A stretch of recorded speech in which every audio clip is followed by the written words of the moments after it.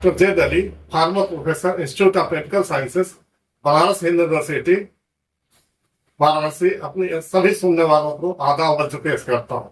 मैं इस वीडियो में ये बताने जा रहा हूँ कि कोलेस्ट्रॉल कैसे हाई ब्लड प्रेशर पैदा करता है। हम लोग जो खाना खाते हैं उसमें जो न्यूट्रिएंट होता है वो है carbohydrate, lipid, protein, vitamins, mineral और वाटर। और इसमें लिपिड जो है वो इसमें फैट, कोलेस्ट्रॉल, फैट्स और विटामिन्स में लिपिड है। ये लिपिड वाटर में सॉल्युबल नहीं होते हैं, वाटर में इनसॉल्युबल होते हैं। इसलिए इनके डाइजेशन के लिए बाइल जूस की जरूरत पड़ती है। जब खाना डिओडिनम यानी स्मॉल इंटेस्टाइन के ऊपरी हिस्से में आता है तो गॉल ब्लैडर से बाइल जूस निकलता है जिसमें बाइल साल्ट, कोलेस्ट्रॉल और लेसिथिन होता है। बाइल जूस लीवर में बनता है और लीवर से गॉल ब्लैडर में आता है जहाँ कंसंट्रेट होकर इकट्ठा होता है। जब बाइल जूस डिओडिनम में आता है तो उसमें मौजूद बाइल साल्ट फैट और आयरन को इमल्सिफाई करता है और इसको डाइजेस्ट करता है। डाइजेस्टेड फैट और आयरन, कोलेस्ट्रॉल और बाइल जूस और नीचे इंटेस्टाइन में, स्मॉल इंटेस्टाइन में आता है और mucosal cells of small intestine के अंदर इंटर करता है। तो 95% ये कंपोनेंट जो है ये ऑब्जर्व हो जाते हैं बाइल जूस के, और 5% बाइल जूस के कंपोनेंट जो बाइल साल्ट है, कोलेस्ट्रॉल है, ये नहीं ऑब्जर्व हो पाते हैं और ये फीसेस के थ्रू बॉडी से बाहर निकलते हैं।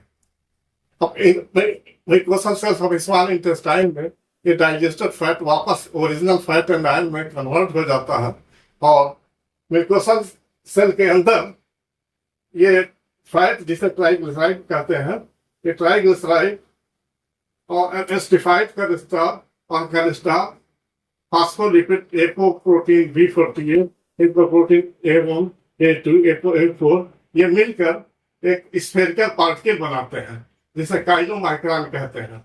इस काइलोमाइक्रॉन पार्टिकल में ये बड़ा साइज का होता है।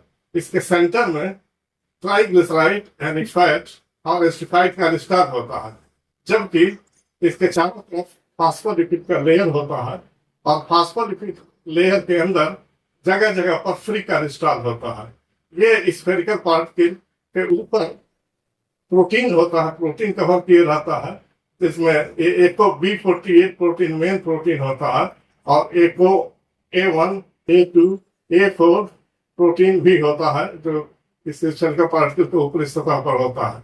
ये काइलोमाइक्रॉन जब पैकेज हो जाता है सबसे स्मॉल इंटेस्टाइन के अंदर तो ये लिम्फेटिक वेसल के थ्रू ब्लड में आता है और ब्लड उसके बाद फिर जो है जो खाने का कार्बोहाइड्रेट है उसको मेनली ग्लूकोज में डाइजेस्ट होता है।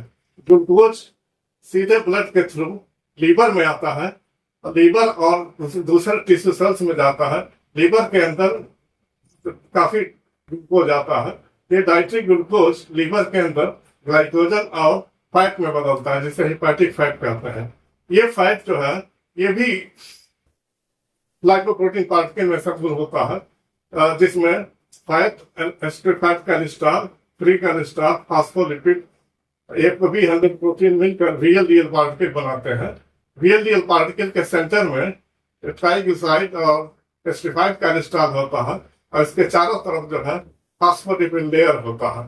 फॉस्फोलिपिड लेयर में जगह जगह पर फ्री कोलेस्ट्रॉल होता है। ये फॉस्फोलिपिड लेयर के ऊपर AP100 प्रोटीन कवर किए रहता है। ये VLDL पार्टिकल जिसके अंदर फैट और कोलेस्ट्रॉल होता है ये सीधे ब्लड में चला आता है। अब SDL पार्टिकल जो तीसरा टाइप का लाइपोप्रोटीन पार्टिकल है ये इस स्मॉल इंटेस्टाइन और लीवर के अंदर बनता है। स्मॉल इंटेस्टाइन में ये SDL पार्टिकल जब बनता है तो इसके सेंटर में ये सबसे छोटा पार्टिकल होता है। इसके सेंटर में एसिडिफाइड कोलेस्ट्रॉल होता है और इसके चारों तरफ फॉस्फोलिपिड होता है। फॉस्फोलिपिड के चारों तरफ एपोप्रोटीन होते हैं जो ApoA1, ApoA2, ApoC, ApoE, ApoD और LCAT होता है। ये भी लीवर में लीवर से सीधे जो स्मॉल इंटेस्टाइन से SDL आया लीवर में वो और जो लीवर के अंदर जो बना वो दोनों जो है ब्लड के अंदर आ जाते हैं। ब्लड के अंदर जब एक काइलोमाइक्रान आ गया, VLDL आ गया और SDL आ गया।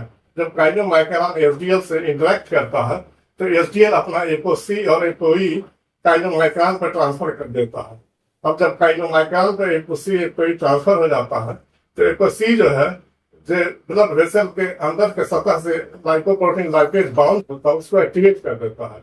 ये एक्टिव लाइपोप्रोटीन लाइपेज काइलोमाइक्रान के अंदर मौजूद फैट को डाइजेस्ट कर देता है और उससे फ्री फैटी एसिड पैदा होता है।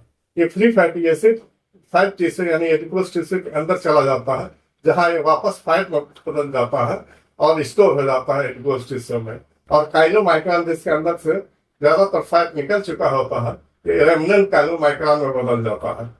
और काइलोमाइक्रान फिर VLDL जो है जब ये SDL से इंटरेक्ट करता है ब्लड के अंदर तो VLDL तो VLDL को भी अपना ApoC दे देता है और ApoC जब VLDL पे आ जाता है तो ये लाइपोप्रोटीन लाइपेज जो ब्लड वेसल के अंदर सतह पे बाउंड है इसको एक्टिवेट कर देता है और इससे जो है इसके फैट जो VLDL के अंदर है वो डाइजेस्ट होता है, फ्री फैटी एसिड पैदा होता है और फ्री फैटी एसिड भी एडिपोज टिश्यू यानी फैट टिश्यू के अंदर चला जाता है, जहां ये फैट में यानी ट्राइग्लिसराइड में कन्वर्ट होता है और वहीं पर स्टोर हो जाता है।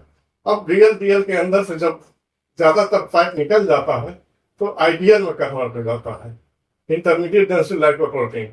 ये IDL जो है अब ये IDL और काइलोमाइक्रान पहले ये लीवर सेल के सरफेस पे बाइंड करता है, जहां ये अंदर लीवर सेल का मेम्ब्रेन इसको अंदर कर देता है और अंदर जाकर एक काइलोमाइक्रान डाइजेस्ट हो जाता है और अपना पूरा जो डाइट्री कोलेस्ट्रॉल है इसको इसके अंदर रिलीज कर देता है लीवर सेल के अंदर। ऐसे ही जो आइडियल है, आइडियल लीवर सेल मेम्ब्रेन पर जो हिपैटिक लाइपेज होता है उससे बाइंड करता है और आइडियल के अंदर जो बचा खुचा फैट है उसको ये लाइपेज डाइजेस्ट कर देता है और फ्री फैटी एसिड बनता है, ये लीवर सेल के अंदर चला जाता है और आइडियल में जब फैट फ्री हो जाता है इसमें सिर्फ कोलेस्ट्रॉल बनता है, स्टिफाइड कोलेस्ट्रॉल बनता है। ये आइडियल जो है LDL में बदल जाता है। अब LDL और SDL का फंक्शन क्या है? अब LDL के अंदर कोलेस्ट्रॉल ही होता है, ये पूरा का पूरा कोलेस्ट्रॉल लीवर से लाया हुआ होता है। तो LDL जो है अपने बॉडी के ज्यादातर सारे के सारे जो टिश्यू सेल्स हैं वो डायनेमिक स्टेट में होते हैं। तो सेल हमेशा जो है ये डिजनरेट होते हैं यानी टूटते हैं और नए सेल बनते हैं। इसमें कुछ टिश्यू सेल्स बहुत फास्ट डिजनरेटिंग होते हैं, जैसे ब्लड सेल है, स्किन सेल है, इंटेस्टाइनल सेल है, ये बहुत तेजी से टूटते हैं और नए सेल बनते हैं। तो जब सेल टूटता है तो इसका कोलेस्ट्रॉल सिर्फ प्लाज्मा मेम्ब्रेन पर होता है, सेल के अंदर किसी मेम्ब्रेन में कोलेस्ट्रॉल नहीं होता है। तो जब ये सेल टूटते रहते हैं तो इनका प्लाज्मा मेम्ब्रेन छोटे छोटे फ्रेगमेंट फॉर्म में टूट के ब्लड में आता है। एक छोटे छोटे प्लाज्मा फ्रेगमेंट में कोलेस्ट्रॉल बाउंड होता है। तो ये कोलेस्ट्रॉल अब नए सेल जब बनते हैं तो ये जो प्लाज्मा मेम्ब्रेन के फ्रेगमेंट से बाउंड कोलेस्ट्रॉल है ये नहीं ले पाते हैं और इनको कोलेस्ट्रॉल जो है सप्लाई LDL से मिलता है। तो LDL जो लीवर से कोलेस्ट्रॉल लिए रहता है ये टिश्यू सेल्स को अपना कोलेस्ट्रॉल डिलीवर करते हैं। तो ये कोलेस्ट्रॉल सेल के अंदर डिलीवर करने के लिए सेल के मेम्ब्रेन पर LDL रिसेप्टर प्रोटीन होना चाहिए, प्रोटीन होता है। तो LDL पार्टिकल पहले सेल मेम्ब्रेन सेल्स के सेल मेम्ब्रेन पर जो रिसेप्टर है उससे बाइंड करता है, उसके बाद ये एंडोसाइटोसिस से सेल के अंदर चला जाता है। सेल के अंदर LDL डाइजेस्ट हो जाता है और कोलेस्ट्रॉल को रिलीज कर देता है। तो LDL इसी तरह से लीवर सेल में भी यहाँ पर भी रिसेप्टर होता है और LDL लीवर सेल के मेम्ब्रेन के प्लाज्मा मेम्ब्रेन के रिसेप्टर से बाइंड करता है और एंडोसाइटोसिस से अंदर चला जाता है। तो LDL अपने जो टोटल कोलेस्ट्रॉल लीवर से लाया है उसका 70% लीवर को वापस कर देता है और उसका 30% जो है बाकी बॉडी के बाकी टिश्यू सेल्स को देता है। एक बाकी जो एक्स्ट्रा हिपैटिक टिश्यू सेल्स है यानी लीवर के अलावा जो टिश्यू सेल्स हैं वो बहुत कम कोलेस्ट्रॉल सिंथेसिस करते हैं, और लीवर ज्यादा कोलेस्ट्रॉल सिंथेसिस करता है, लगभग 300 मिलीग्राम पर डे कोलेस्ट्रॉल की सिंथेसिस लीवर करता है। तो एक्स्ट्रा हेपेटिक सेल्स लीवर के कोलेस्ट्रॉल पर ही डिपेंडेंट होते हैं अपने नए सेल फॉर्मेशन के लिए, तो और अपने बहुत कम कोलेस्ट्रॉल इस्तेमाल करते हैं।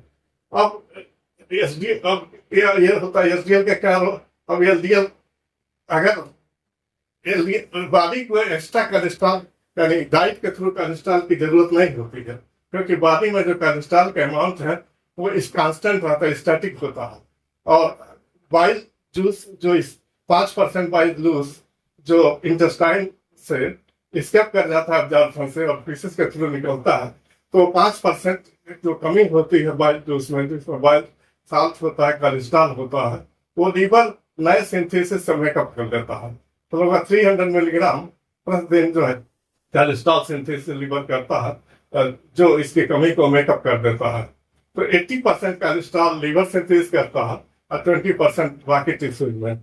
अगर डेली खाने के थ्रू, अब कोलेस्ट्रॉल खाने के थ्रू आदमी लेता है, जैसे प्लांट में कोलेस्ट्रॉल बिल्कुल नहीं होता है, यानी प्लांट से जो ऑयल निकलता है उसमें कोलेस्ट्रॉल नहीं होता है। कोलेस्ट्रॉल जो है कोलेस्ट्रॉल सिर्फ एनिमल में होता है, एनिमल्स में, जैसे डेयरी प्रोडक्ट हैं और पोल्ट्री प्रोडक्ट हैं या एनिमल मीट है, इनमें ही कोलेस्ट्रॉल होता है, प्लांट में कोलेस्ट्रॉल नहीं होता। तो अगर आदमी डेली जो है 300 मिलीग्राम पर डे से ज्यादा कोलेस्ट्रॉल लेता है, तो कोलेस्ट्रॉल के बॉडी में पूल और लीवर में पूल बढ़ जाता है। और ये जो एक्स्ट्रा कोलेस्ट्रॉल है, जो बॉडी में कोलेस्ट्रॉल पूल के ऊपर एक्स्ट्रा जो कोलेस्ट्रॉल डेली आता है, ये एलडीएल कोलेस्ट्रॉल के फॉर्म में ब्लड में स्टोर होता है, न कि लीवर में या दूसरे टिश्यू सेल के अंदर, क्योंकि टिश्यू सेल्स उतना ही कोलेस्ट्रॉल लेते हैं जितना कि उनको चाहिए, एक्स्ट्रा कोलेस्ट्रॉल नहीं लेते हैं, क्योंकि और उतना ही रिसेप्टर इनके मेम्ब्रेन पे होता है जितना कि उनको कोलेस्ट्रॉल की जरूरत होती है, एक्स्ट्रा कोलेस्ट्रॉल नहीं होता। इसलिए जो एक्स्ट्रा कोलेस्ट्रॉल खाने के थ्रू आदमी लेता है, वो एलडीएल कोलेस्ट्रॉल के रूप में ब्लड में इकट्ठा होता है। तो इस तरह से जो है एलडीएल कोलेस्ट्रॉल का लेवल बढ़ता है। अब एलडीएल कोलेस्ट्रॉल का जब लेवल बढ़ेगा तो इसका मॉडिफिकेशन भी ज्यादा होगा। तो मॉडिफाइड एलडीएल जिसमें ऑक्सीडाइज्ड एलडीएल मेल है, ये ज्यादा ब्लड में होता है। अब एसडीएल क्या करता है कि एसडीएल जो है, अब ये जो मेम्ब्रेन फ्रैगमेंट बने हुए हैं सेल के एपोप्टोसिस से या बीमारी में ये सेल का डेथ बढ़ जाता है, तो ये मेम्ब्रेन फ्रैगमेंट्स का कोलेस्ट्रॉल कंटेनिंग मेम्ब्रेन फ्रैगमेंट ज्यादा बढ़ जाते हैं। तो ये जो है नए सेल फॉर्मेशन के लिए इनमें से कोलेस्ट्रॉल नहीं लिया जा सकता, तो ये ब्लड में इकट्ठे रहते हैं। और इनको एसडीएल क्या करता है कि इन फ्रैगमेंट से कोलेस्ट्रॉल निकाल के अपने अंदर लाता है और एसडीएल कलेक्ट करता है ये सारे जो कोलेस्ट्रॉल जो मेम्ब्रेन फ्रैगमेंट्स हैं और वापस लीवर को लाकर लीवर के अंदर जो है ट्रांसफर कर देता है। तो इस तरह से जो 30% जो एलडीएल कोलेस्ट्रॉल ने टिश्यू सेल्स को कोलेस्ट्रॉल दिया है, वो वापस एसडीएल से मिल जाता है।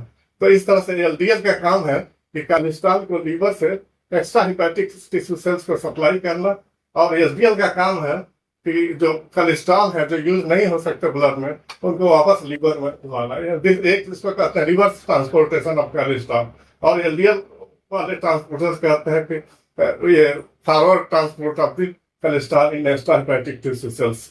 तो अब जब एलडीएल कोलेस्ट्रॉल का लेवल कब कब बढ़ेगा, अगर एलडीएल रिसेप्टर्स प्लाज्मा मेम्ब्रेन में कम जेनेटिकली, जैसे जेनेटिक डिफेक्ट की वजह से रिसेप्टर प्लाज्मा मेम्ब्रेन पर है ही नहीं सेल्स के, तब जो ब्लड में एलडीएल कोलेस्ट्रॉल है वो सेल मेम्ब्रेन से बाइंड नहीं करेगा और अपना कोलेस्ट्रॉल सेल के अंदर ट्रांसफर नहीं कर पाएगा और ये ब्लड में एक्यूमुलेट होता जाएगा। तो बहुत high level of LDL cholesterol हो जाता है और इसको कहते हैं फेमिलियल हाइपर कोलेस्ट्रोलेमिया। और दूसरी वजह जो वजह से अगर रिसेप्टर मेम्ब्रेन में कम होगा, जैसे सैचुरेटेड फैट जब लेते हैं, चाहे वो बटर हो चाहे वो एनिमल फैट हो, तो जब ये कुछ तेल है वो भी सैचुरेटेड फैट इसमें ज्यादा होता है। तो जब सैचुरेटेड फैट लेते हैं तो प्लाज्मा मेम्ब्रेन, सेल के प्लाज्मा मेम्ब्रेन पर रिसेप्टर कम बनता है और एलडीएल कोलेस्ट्रॉल जो है सेल के अंदर एंट्री कम होती है उसकी और ब्लड में उसका लेवल बढ़ जाता है। तो इस कंडीशन में इसका बढ़ जाता है। और अब ये एसडीएल जब ब्लड में ये प्लाज्मा मेम्ब्रेन फ्रैगमेंट जिसमें कोलेस्ट्रॉल बाउंड होता है, अगर उसका रेट ऑफ फॉर्मेशन ज्यादा होता है और एसडीएल का लेवल नॉर्मल होता है, तो वो कम रेट से जो है ब्लड से कोलेस्ट्रॉल लिवर को लाता है, तो ब्लड में जो है ये एसडीएल कोलेस्ट्रॉल कंटेनिंग फ्रैगमेंट्स का लेवल बढ़ जाता है। यानी उसका ब्लड में जो ये मेम्ब्रेन फ्रैगमेंट कंटेनिंग कोलेस्ट्रॉल का बनने का रेट जब ज्यादा होता है और एसडीएल जब लाता है कि कोलेस्ट्रॉल ब्लड से लिवर में कम होता है, तो ये फ्रैगमेंट से कोलेस्ट्रॉल कंटेनिंग फ्रैगमेंट्स का लेवल बढ़ जाता है। तो उस केस में क्या होता है कि माइक्रोफेजेज जो है, जो एलडीएल पार्टिकल्स ऑक्सीडाइज में मॉडिफाई हुए हैं उनको, और इन मेम्ब्रेन फ्रैगमेंट्स को जिनमें कोलेस्ट्रॉल है, इनको एंगल्फ कर लेता है, अपने अंदर कर लेता है, और ये माइक्रोफेज जो है एक फोम सेल टाइप का हो जाता है और इसके ऊपर प्लेटलेट एग्रीगेशन होने लगता है, और प्लेटलेट एग्रीगेशन के ऊपर जो है फाइब्रिन क्लॉट जमता है, जैसे ब्लड क्लॉटिंग में होता है। तो ये पूरा एक थक्का जम जाता है और ब्लड वेसल्स को ब्लॉक कर देता है। जब ये ब्लड वेसल, इसको बोलते हैं एथेरोस्क्लेरोटिक प्लेग, एथेरोस्क्लेरोटिक प्लेग, और प्रोसेस को कहते हैं एथेरोस्क्लेरोसिस। तो जब ये एथेरोस्क्लेरोटिक प्लेग हार्ट के मशीन के अंदर जो ब्लड वेसल होता है उसके अंदर होता है और वो ब्लड वेसल ब्लॉक होता है, तो ब्लड का फ्लो जो है उससे एक प्लेग के आगे नहीं हो पाता है और उसके आगे के जितने टिश्यू हैं हार्ट के वो सेल हैं वो मरने लगते हैं। तो इस केस में ब्लड प्रेशर बहुत हाई हो जाता है और हार्ट अटैक भी हो जाता है। इसको अब जो है इसमें सावधानी क्या रखनी चाहिए कि रिसेप्टर को डेंसिटी सेल के मेम्ब्रेन के ऊपर रिसेप्टर डेंसिटी को बढ़ाने के लिए पॉली अनसैचुरेटेड फैट लेना चाहिए। तो पॉली अनसैचुरेटेड फैट कहाँ होता है? ये सोयाबीन के तेल में सोयाबीन के तेल में पॉली अनसैचुरेटेड जिसे पूफा कहते हैं वो ज्यादा होता है, और सनफ्लावर के तेल में ज्यादा होता है, और कॉर्न ऑयल में ज्यादा होता है। तो सोयाबीन ऑयल और सनफ्लावर ऑयल और कॉर्न ऑयल लेना चाहिए जिसमें पूफा यानी पॉली अनसैचुरेटेड फैट ज्यादा होता है। तो ये पॉली अनसैचुरेटेड फैट जो है रिसेप्टर सिंथेसिस को बढ़ाते हैं और मेम्ब्रेन पर, सेल के मेम्ब्रेन पर ये रिसेप्टर की डेंसिटी ज्यादा होती है, जिससे एलडीएल कोलेस्ट्रॉल की एंटी सेल के अंदर रिसेप्टर थ्रू काफी बढ़ जाता है। इससे एलडीएल कोलेस्ट्रॉल का लेवल ब्लड के अंदर घट जाता है और ये इसका जो डिफॉर्म प्रोडक्ट है या ऑक्सीडाइज्ड प्रोडक्ट कम होता है और ये माइक्रोफेज के अंदर इसकी एंट्री कम होती है, तो इससे फोम सेल कम बनता है। अब जो लिपिड प्रोफाइल फास्टिंग ब्लड में करते हैं, तो एक फास्टिंग सुबह यानी मॉर्निंग में ब्लड देते हैं, तब तक ये रियल डीएल जो खाने से के बाद जो रियल डीएल बनता है या जो काइलोमाइक्रॉन बनता है, रियल डीएल बनता है, एलडीएल बनता है, ये तब तक मेटाबोलाइज हो चुका होता है। इसलिए वो फास्टिंग ब्लड में जो रियल डीएल का लेवल, एलडीएल का लेवल, एलडीएल का लेवल जो मेजर करते हैं, वो जो खाने के बाद पैदा होता है वो लेवल नहीं बताता है, ये बेसल लेवल बताता है। इस बेसल लेवल तब बढ़ता है जब हम ज्यादा कोलेस्ट्रॉल लेते हैं या जब ज्यादा रिसेप्टर डेंसिटी जो है कम होती है, जिसकी वजह से तब जो है या नेक्रोसिस बढ़ जाता है सेल का, ज्यादा ब्लड में ज्यादा प्लाज्मा मेम्ब्रेन कंटेनिंग कोलेस्ट्रॉल होता है, उतना जो है एसडीएल रिमूव नहीं कर पाता है, ब्लड से लीवर के अंदर नहीं ला पाता है, तब जो है ये इसका लेवल इनका लेवल बढ़ जाता है, ये एलडीएल कोलेस्ट्रॉल का और एसडीएल। अब एलडीएल कोलेस्ट्रॉल अगर बढ़ता है तो ब्लड प्रेशर हाई होगा, और एसडीएल कोलेस्ट्रॉल बढ़ता है तो ब्लड प्रेशर लो होगा। तो एलडीएल कोलेस्ट्रॉल को गुड कोलेस्ट्रॉल बैड कोलेस्ट्रॉल बोलते हैं और एसडीएल कोलेस्ट्रॉल को गुड कोलेस्ट्रॉल बोलते हैं। तो एलडीएल कोलेस्ट्रॉल ब्लड प्रेशर बढ़ाता है, एसडीएल कोलेस्ट्रॉल घटाता है। इसलिए एलडीएल अपॉन एसडीएल रेशियो ये बताता है कि हाई ब्लड प्रेशर का रिस्क कैसा है। अगर एलडीएल बढ़ने के साथ एसडीएल भी बढ़ गया तो कोई प्रॉब्लम नहीं है, लेकिन अगर एलडीएल बढ़ा, एसडीएल सामान्य रह गया या कम हो गया तब प्रॉब्लम होता है। इसलिए एलडीएल अपॉन एसडीएल रेशियो ये हाई ब्लड प्रेशर के रिस्क का बेटर पैमाना है। अब इसके साथ मैं इस वीडियो को क्लोज करता हूँ। और अपने सभी सुनने वालों को तो बहुत बहुत बहुत शुक्रिया अदा करता हूँ। अगर आपको ये वीडियो पसंद आया हो तो इसको लाइक कीजिए, सब्सक्राइब कीजिए और शेयर कीजिए।